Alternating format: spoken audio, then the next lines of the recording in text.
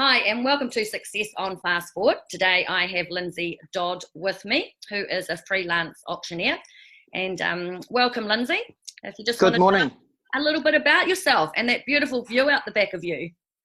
Yeah, well, I'm I'm actually sitting in my office, and that's the view I have out of my office. I believe I've got the best looking office, or the best outlook of any office. I think so. Certainly in Christchurch and around the country. It's pretty cool.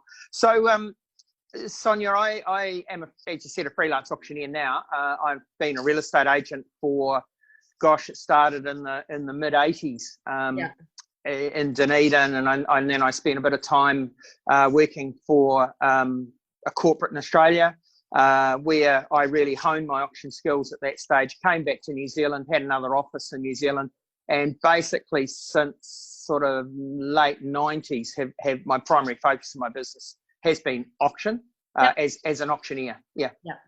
Oh, great. And so you were just telling me that you're not just based in Christchurch, you travel around for your auctions? Yeah, I do. It's primarily South Island. In the past, I was with LJ Hooker, and had a main contract with LJ Hooker some years ago now, and I was Taupo to Invercargill. I've got a lot of contacts still throughout the industry, and some of those are in the lower North Island, but primarily at the moment it's South Island based. Yeah. So I'm free, but I would travel. You know, the whole thing is he will travel, guys. If there's an opportunity, if there's an opportunity there, pre-lockdown, I did some training sessions in Wellington and called auctions there as well. Yeah. So that's another point. So if anybody is needing some training sessions, that's something that you do offer as well.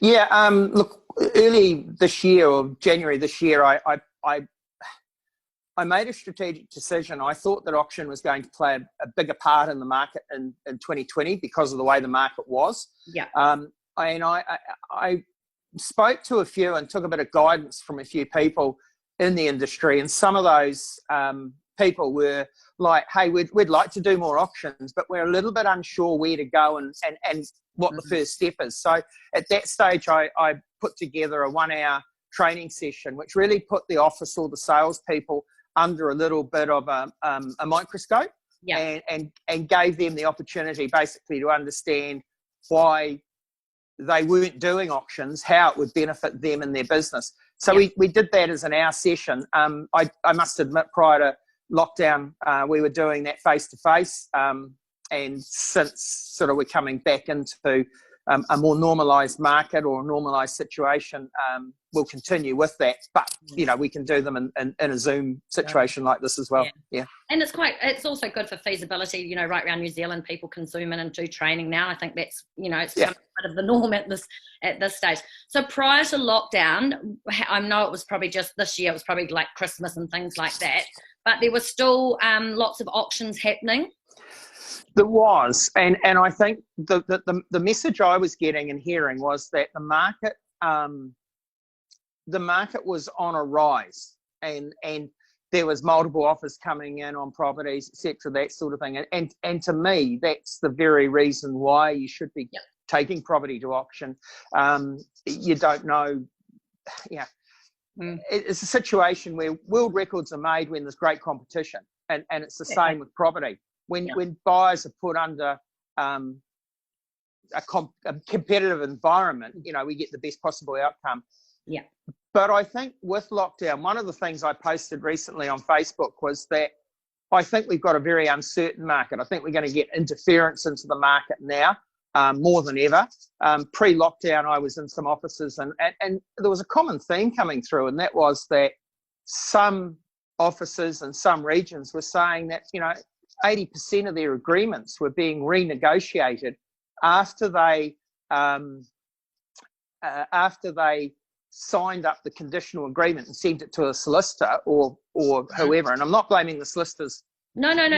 When I say that, but what was happening was up to 80% of agreements were being renegotiated, and it really was, in my opinion, that my thinking is that the buyers and the sellers, or the sellers and the buyers for that matter, put it that way around, need more certainty, so that auction is the only way that gives that real certainty on the day the hammer comes down, the contract signed, and that's the agreement. Sold. Yeah.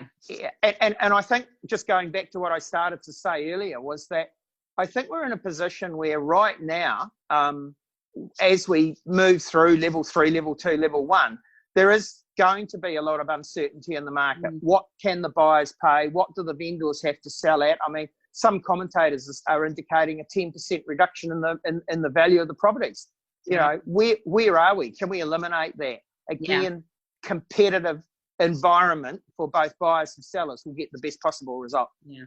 Can I just go back to what you said about like there was, you know, offers that were being renegotiated? Was that because of builders reports and being done in the conditions, and then things had to be renegotiated through that?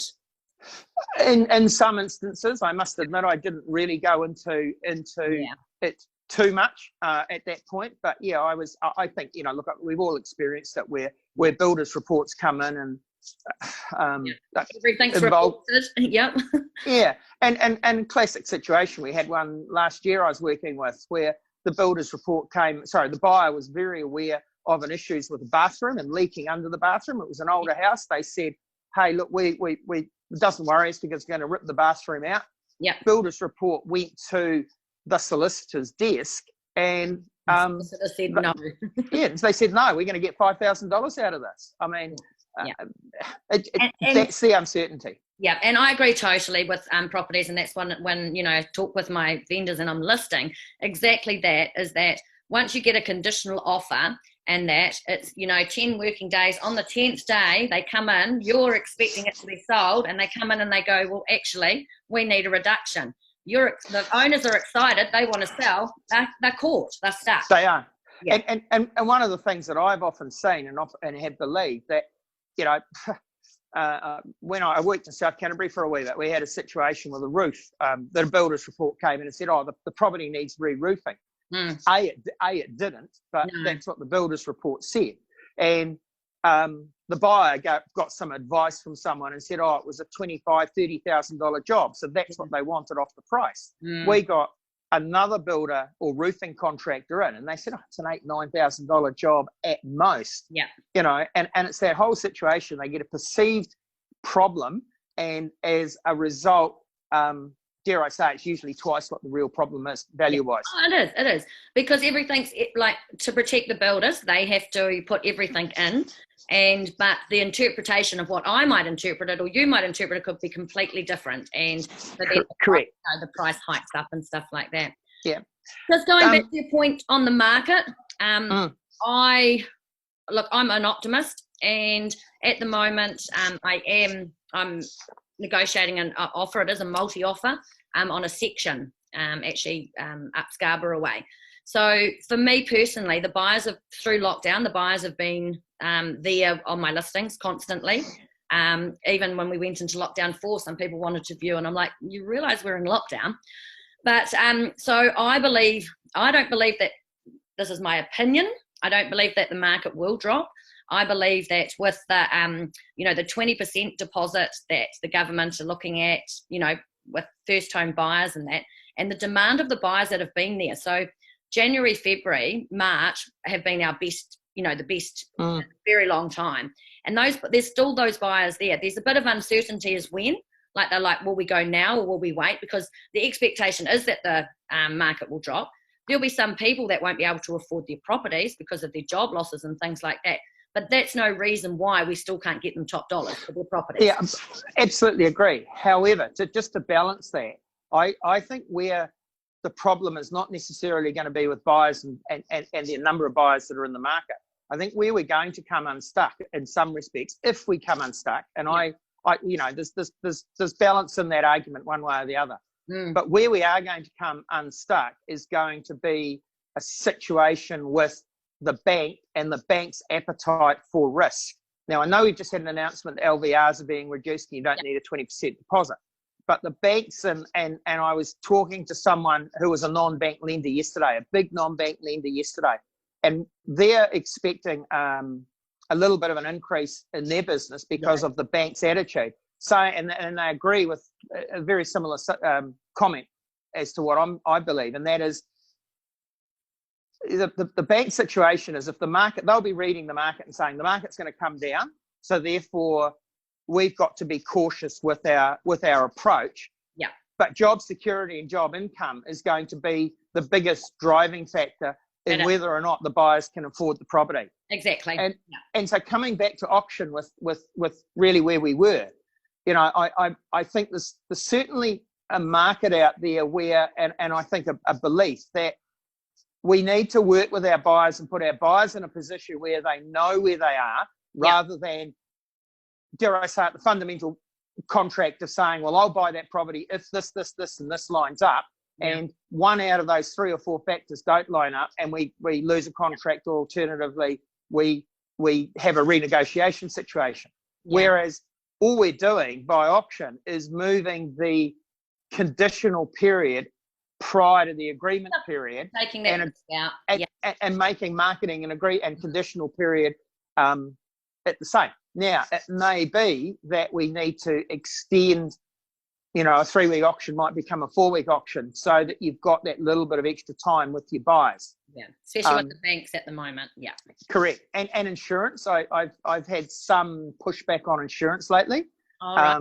Just again, because they're concerned about replacement costs, etc., that sort of thing, and the way the market is. So, but hey, it's not all doom and gloom.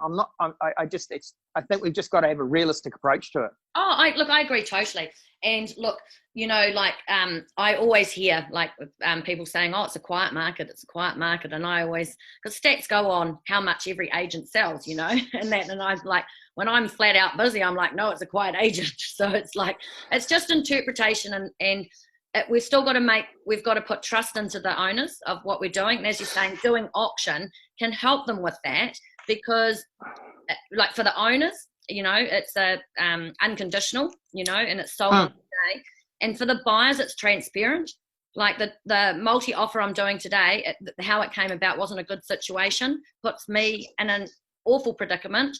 I know that's my job, but it does. And then the transparency isn't there. So if this was an auction, then they would both parties would have a fair go at it. They both want this land to build on, but they'd both know what was happening. So one of my favourite lines in talking to vendors, right, about why they should go to auction is turning around and saying, Mr. and Mrs. Vendor, when you purchased this property, how did you buy it? 9 times out of 10, 19 times out of 20, it's, it was negotiation or buyer price or whatever.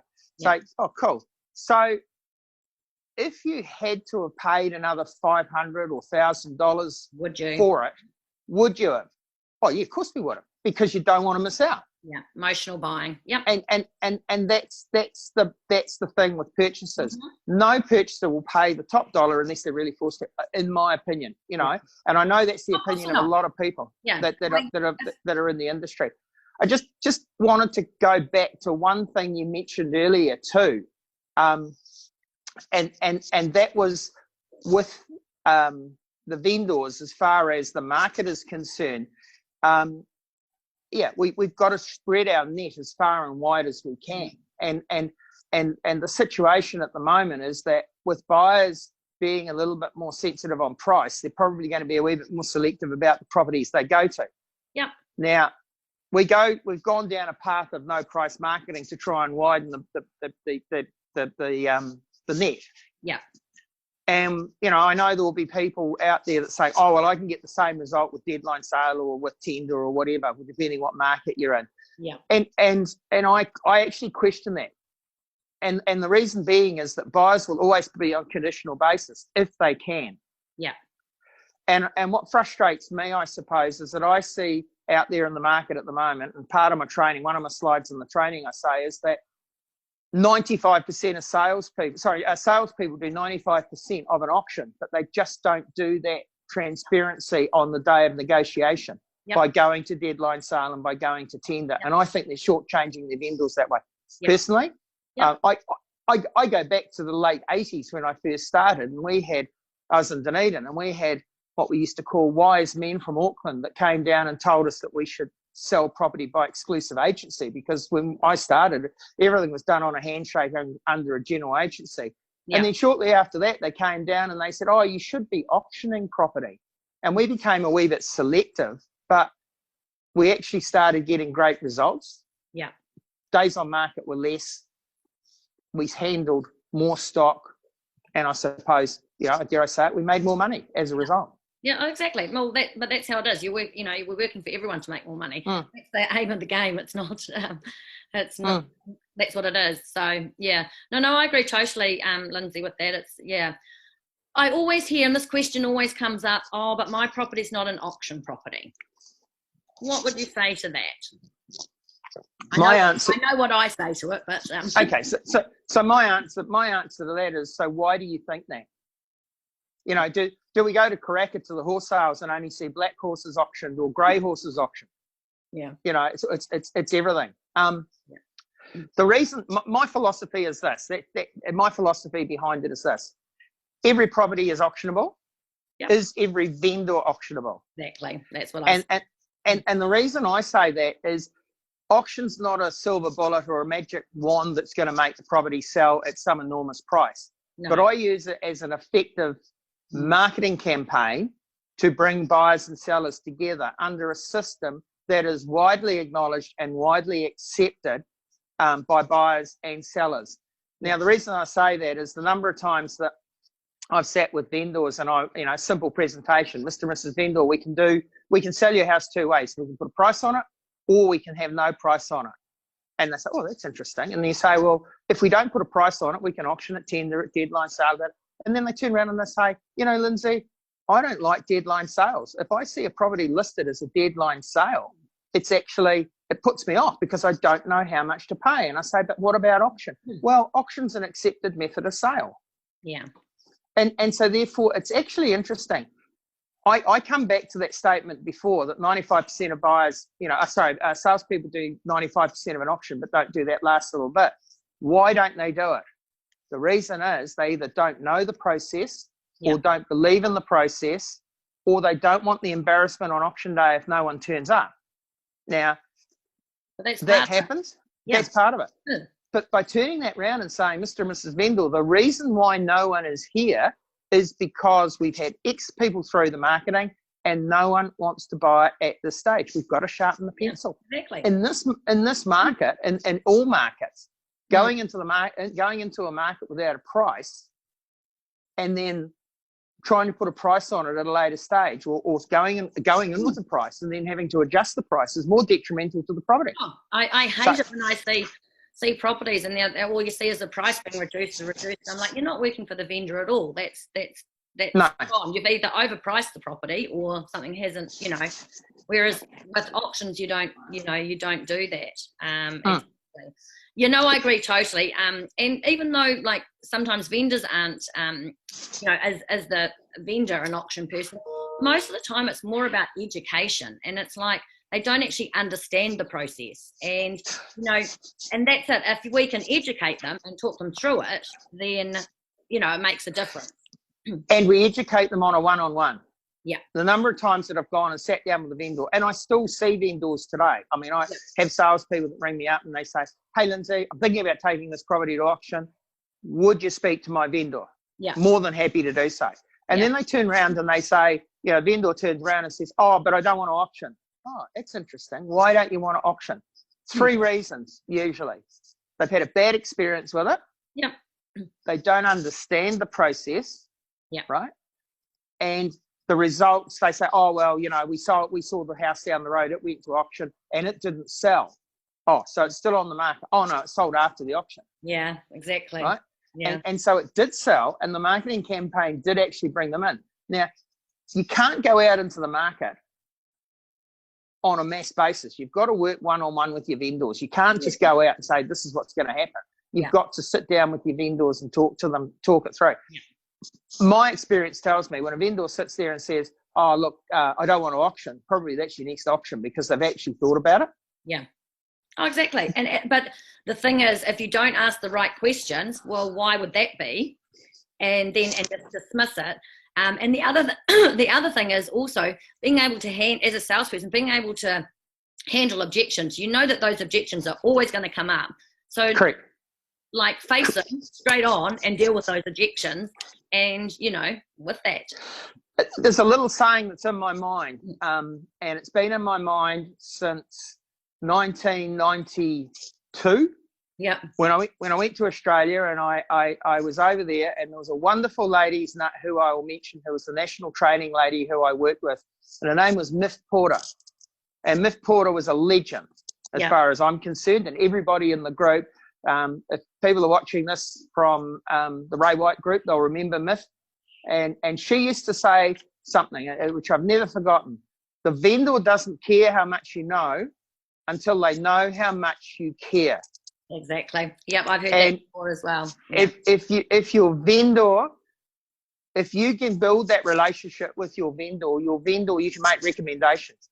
Mr. and Mrs. Vendor, based on, you might sit there for an hour and chop the wood and talk about things, and they're trying to understand their property.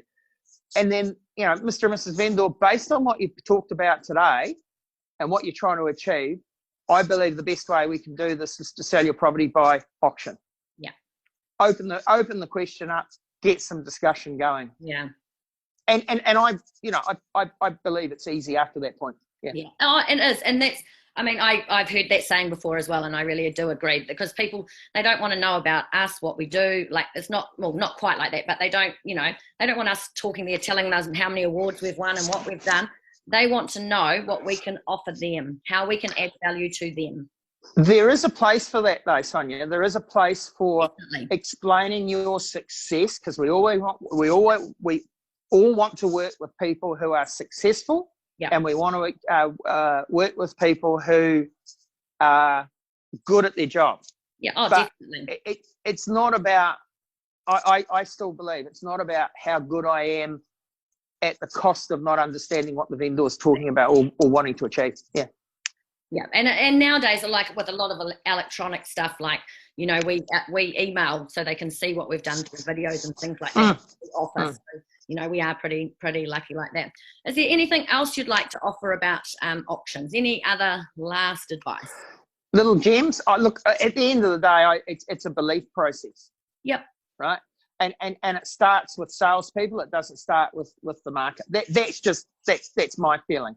Yeah. And I think that what needs to occur, and if you look, there's a correlation between achievement in this industry and the number of auctions and vendor marketing they bring in. Mm-hmm. If you look at achievers across all groups, there is a direct correlation between the number of auctions they do and the results they achieve. Yeah. But it's that belief. If you believe it's the right thing for your vendor and for yourself and for your purchasers, then it'll work.